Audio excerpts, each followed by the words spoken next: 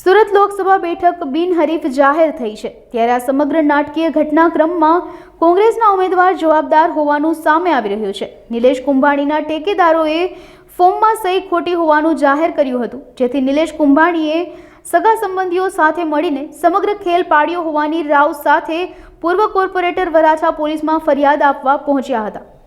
સુરત લોકસભાનો હું મતદાર છું। આજે આપ જાણો છો કે સુરત લોકસભાનું ઇલેક્શન પહેલાં જ મતદાન પહેલાં જ બિનહરીફ ભાજપના ઉમેદવારને ડિક્લેર કરવામાં આવ્યા।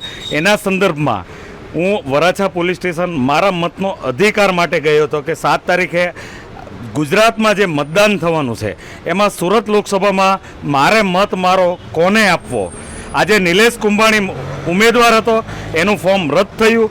આજે કરોડો રૂપિયા ભારતીય જનતા પાર્ટીએ જ્યારે એને આપ્યા હોય, એના ટેકેદારોને આપ્યા હોય, એના ડમી ઉમેદવારને આપ્યા હોય, પરંતુ એનું ફોર્મ જ્યારે રદ થયું, સુરત શહેરના 19,68,000 જેટલા મતદારો એમને શું સમજવું?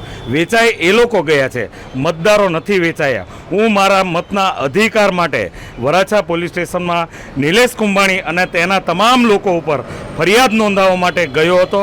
ત્યારે પીઆઈ સાહેબે એવું કીધું કે ફરિયાદ તમારે ચૂંટણી કમિશનરમાં આપવી પડશે, અહીંયા અમે આ બાબતની કોઈ ફરિયાદ ન લઈ શકીએ।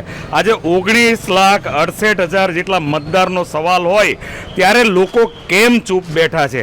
આજે લોકતંત્રની હત્યા થઈ રહી છે ત્યારે કોઈ કહેવાવાળું કેમ નથી? આની તપાસ થવી જોઈએ, જે પણ ગુનેગાર હોય એને સજા થવી જોઈએ।